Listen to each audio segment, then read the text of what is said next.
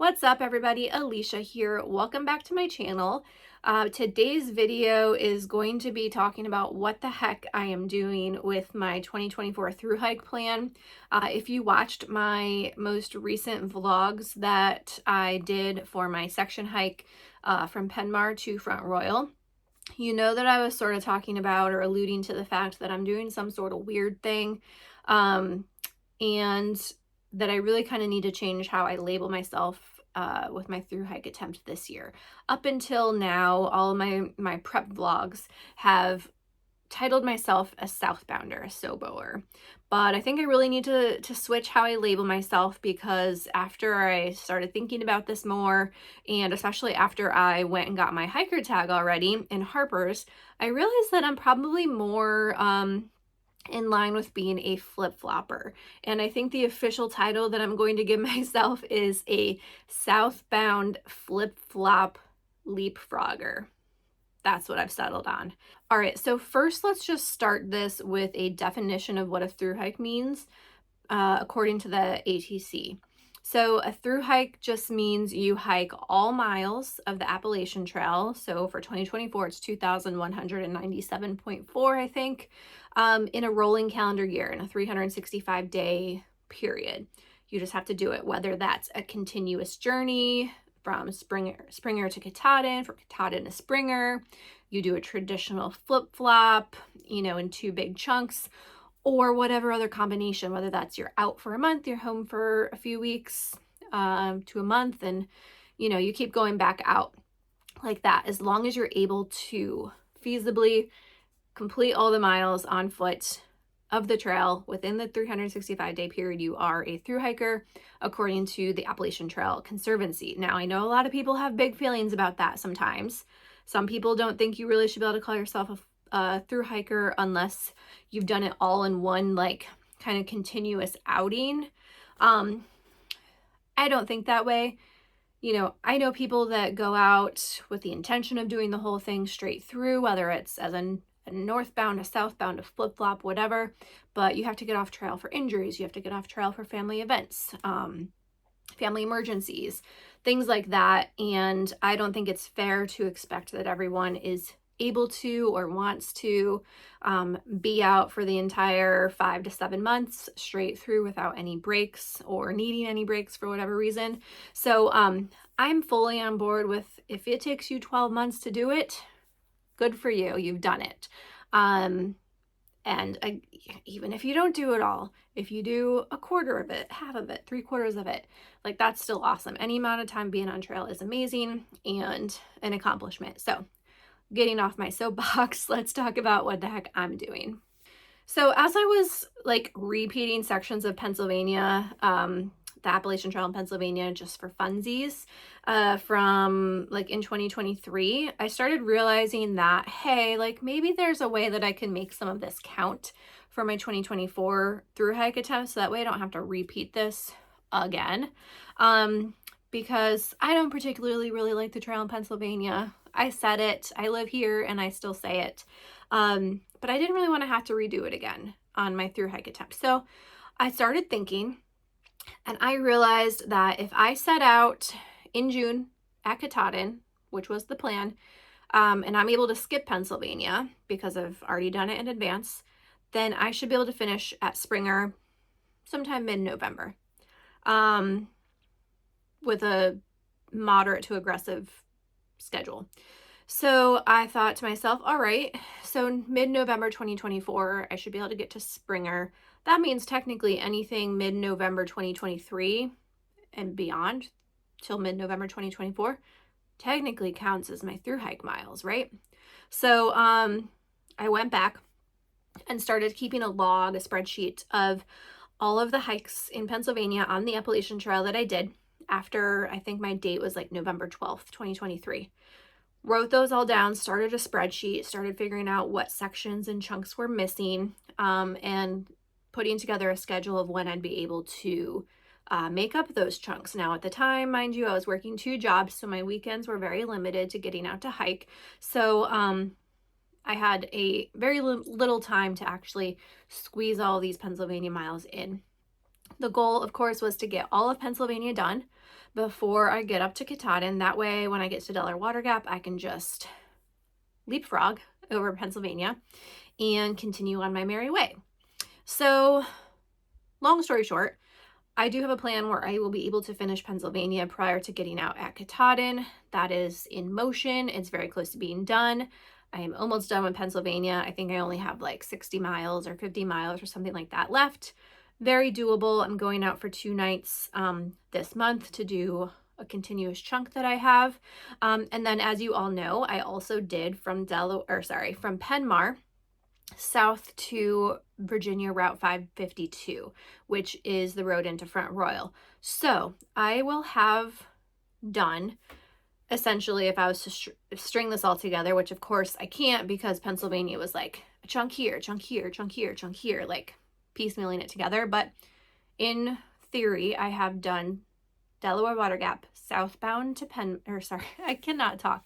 Delaware Water Gap southbound to Front Royal will be a 325-mile stretch that I have done. It's not all southbound. Some of it was northbound, yada, yada. But essentially that stretch I did first, with November 12th, 2023 being my start date. And then in June, like mid to late June, I will be flipping up to Katahdin and starting the trail southbound from there.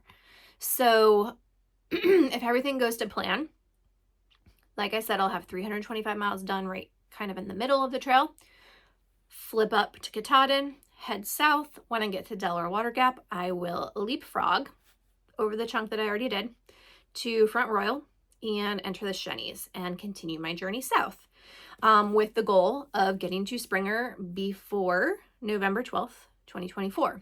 And that would essentially make me a thru hiker because I've done all the miles within a 365-day period. So that is the plan. Now, if you watched my last video on my section hike, you know that I wasn't really sold on the idea that I want to thru hike. I'm going into this year with a much more fluid, flexible, laid back mindset of meh, what happens, happens. What I feel like doing is what's going to happen, and whatever makes me happy is going to be the best for me. I'm not going to put pressure on myself that I need to be out for 5 months, that I need to make it to Springer, that I need anything. I am just going out for a good time. I'm going to do as much as feels right for me. So obviously, like, the best case scenario goal is that I get to Springer before November 12th, 2024. But let's talk about some of my other like shorter term goals. If while I'm out there I decide, yeah, I don't feel like doing that, I don't want to be out that long, I don't want to go that far, here are some other options that I have to consider. And of course, these are just a couple options. I could really do anything that I want to. I could skip around, I can call it sooner, I can wait till later, but these are the options that I have in the forefront of my mind. So if I decide that I don't want to thru hike, that decision might not come until I get to Sam's Gap. Sam's Gap, for those of you who watched me in 2022, was kind of where I called my thru hike in 2022. That is just before Irwin, Tennessee, going northbound. So I could have in my brain that I am thru hiking this trail, I'm making it to Springer, but the minute I get to Sam's Gap, all of that could kind of like crumble away around me, and I might realize that, hey, actually, I'm good being done here because now I have all the miles done. I am a section hiker, and I'm cool with that. I don't need to get to Springer. I don't need to prove anything. So that is like not the longest term goal, but like the longer term goal, I guess you could call it, is to essentially have the trail done in like a couple really, really big lash sections, and call it at Sam's Gap.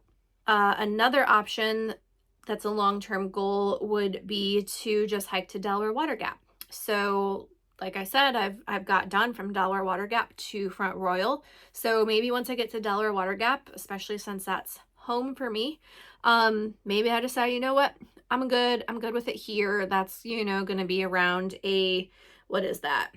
I don't know how many miles that is, but I'll essentially have done more than half the trail, over 1,000 miles, maybe somewhere around 1,100. By the time I get there, and maybe that's good. That'll be probably August, September time frame, maybe I'll be good, ready to come home and want to call it there. So that's certainly an option. And then I would have the whole northern half of the trail done.